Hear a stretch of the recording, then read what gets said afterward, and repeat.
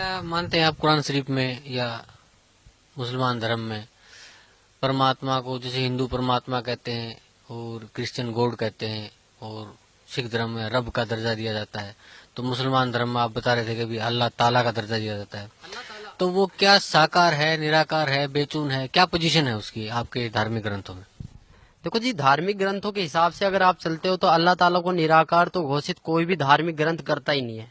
अल्लाह ताला साकार है, ना तो वह बेजून है ना निराकार है। बहुत से कहते हैं अल्लाह ताला कण कण में समाया हुआ है, ये बात मैं मानता हूँ, अल्लाह ताला कण कण में समाया, बट अल्लाह ताला साकार है। जब हमारी कुरान शरीफ में लिख रहा है कि उसने 6 दिन में सृष्टि की रचना करी और 7वें दिन सखत पर जा विराजा, विराजने का मतलब बैठा है, वो कोई भगवान है, वो कोई शक्ति है, उसके बारे में, उस अल्लाह ताला के बारे में किसी बाखबर से पूछ कर देखो। बाखबर का मतलब होता है तत्वदर्शी संत, उस तत्वदर्शी संत से पूछ कर देखो। और तत्वदर्शी संत कौन है, कैसे है, उसके बारे में आपको ज्ञान मिलेगा। एक हमारी बुक चल रही है ज्ञान गंगा, उसको पढ़िए, आपको बहुत लाभ मिलेगा। अपनी कुरान शरीफ को खोल के देखिए। आप जब तक कुरान शरीफ को नहीं खोल के देखोगे, आप निराकार ही साबित करते रहोगे, परमात्मा साकार है। कबीर अल्लाह है, अल्लाह ताला कबीर है, उसका नाम कबीर है। वह 7वें आसमान पर बैठा हुआ है, वह जन्नत में है, उसका नाम कबीर है और उसी की हम प्यारी आत्माएं हैं। पूरा वर्ल्ड उसी की आत्माएं हैं। हमें यहाँ से सीधा अपने मालिक के पास जाना है, ना कि शैतान के पास। अगर आपको मेरी बात पे यकीन नहीं है तो आप मौलवी साहबों से जाके पूछो, उनको खंगालो, उनको देखो वो कितने जानते हैं। अगर आपको तब भी प्रश्न का उत्तर ना मिले तो आप यहाँ पर आइए, बरवाड़ा सत्संग में आइए, सुनिए, मालिक से विचार कीजिए, यहाँ पर ज्ञान लीजिए। अगर आपको फिर भी विचार का, यहाँ पर आपको सारे प्रश्नों के उत्तर दिए जाएंगे, यहाँ पर आपको एक संतुष्टि करी जाएगी चारों ओर से। हम सिर्फ एक आत्मा है, हम सिर्फ एक मानव है, हमारा धर्म जो मानव है, हमारा हिंदू मुसलमान सिख ईसाई से कोई लेना देना नहीं है। अगर इस जाति प्रथा को आप सदा जिंदगी चलाते रहोगे तो कभी भी आप अल्लाह ताला की प्राप्ति नहीं कर पाओगे। जो क्यों चल रहा है ये आपके लिए चला है, ये उस मालिक का फरमान है। अगर आप समझ जाओ तो जल्दी आ जाओगे। नहीं, मालिक की वाणी है, गरीब दास ये वक्त जात है, रोओगे इस पैरों। हकीकत में जब यहाँ पर लेट आओगे तो आपके पास कुछ नहीं मिलेगा। सिकंदर लोधी ने नाम लिया था, वीर सिंह बंगेल ने लिया था, शेख फरीद ने 12 साल कुएं में उल्टा लटक के बोला था कौवे से कि मेरे मांस को खा लो, आंखों को छोड़ दो, मुझे अल्लाह ताला का दीदार करना है। जब अल्लाह ताला का दीदार करना है तो अल्लाह ताला को बेजून क्यों बताए? खुद कबीर परमेश्वर उनके पास आए, वो बोले कि नहीं भाई, कौन है, मुझे छोड़ दो, मुझे कुएं में लटकने दो। बोले ए बंदे, ए मुसलमान, तू लटक क्यों रहा है? बोले जी मुझे अल्लाह ताला का दीदार करना है। जब तू अल्लाह ताला का दीदार करना चाहता है तो अल्लाह ताला को निराकार क्यों बताता है? तब से शेख फरीद का थोड़ा माइंड चेंज हुआ, बोले कि यह कोई अल्लाह ताला की शक्ति है। तब उन्होंने सतभक्ति पे राह पे चले थे, आज वो भी पार हुए हैं, मालिक की रजा हुई है। हमारे सभी मुसलमान भाइयों पे मालिक की रजा हो रही है।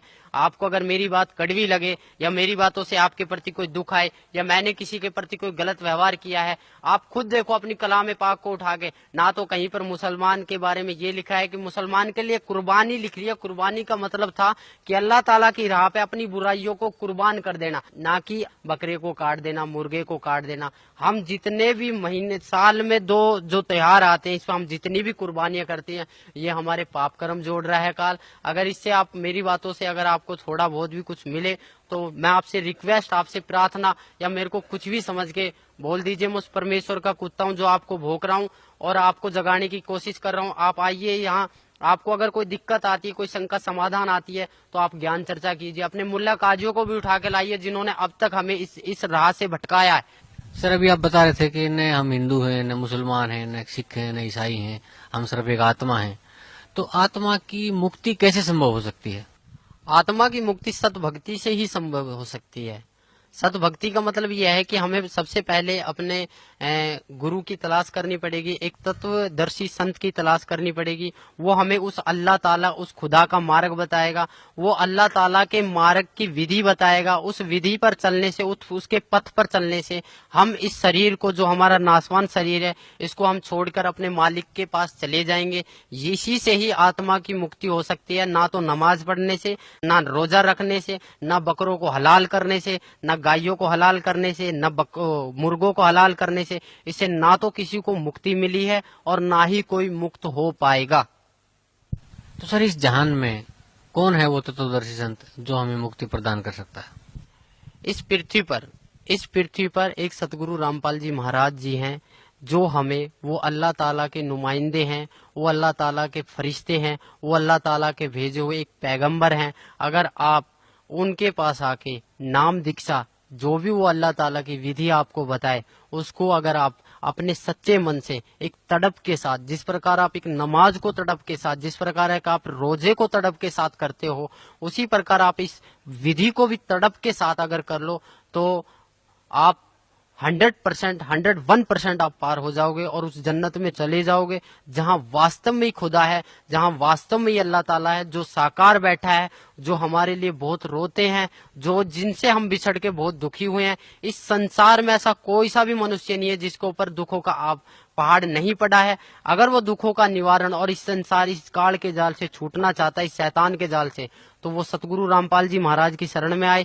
यही वो खुदा है, यही वो गॉड है, यही वो ईश्वर है, यही वो भगवान है, यही वो अल्लाह ताला है, यही वो अल्लाह ताला है, यही वो खुदा है जो आपको इस काल के जाल से मुक्त करवा सकते हैं। अन्यथा इस पृथ्वी पर ना तो किसी मुसलमान के बख्शी, मुसलमान के प्रवक्ता के बस की है, ना किसी नमाज के पढ़ने से होगा, ना रोजे रखने से होगा, ना ही आपको कुरान, ईद और बकरा ईद मनाने से होगा, ना ही आपको मांस काटने से होगा। सबसे पहले आप आइए और मांस को छोड़ने की कष्ट कीजिए, क्योंकि हम जितनी जीव हत्या करेंगे उतना ही हमारा पाप कर्म बढ़ता ही चला जाएगा। ये कुरान शरीफ में भी लिख रहा है कि मनुष्य अपने जीव के स्वाद के लिए इस कर्म को कर रहा है, अन्यथा कोई कर्म नहीं है। ना ही तो कहीं मुसलमान वो कुरान शरीफ में लिख रहा है, ना ही कहीं फजाइल अमाल में लिख रहा है। आप किसी भी एक अच्छे मौलवी काजी से पूछोगे कि आप इस मीट को जायज है नाजायज, तो वो 100% आपको यही बोलेगा कि ये नाजायज है, खाली एक जीव का स्वाद है, इसके अलावा और कुछ नहीं। अगर आप मालिक के पास जाना चाहते हो, सब एक भाई हो, सभी एक बाप की संतान हो, उस बाप को पहचानो और उस बाप की शरण में आइए।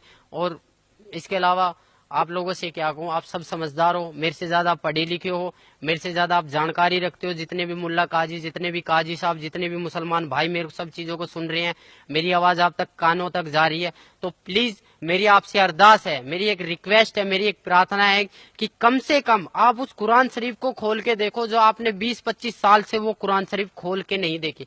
जब तक आप उस कुरान शरीफ को खोल के नहीं देखोगे, तब तक इस ज्ञान को पाना, उस अल्लाह ताला को पाना आपके लिए इम्पॉसिबल नहीं, बड़ा कठिन सवाल हो जाएगा। आज तक हमें खुद नहीं पता कि वो अल्लाह ताला कौन है, और हम अपने बच्चों को क्या बताएंगे कि वो अल्लाह ताला कौन है।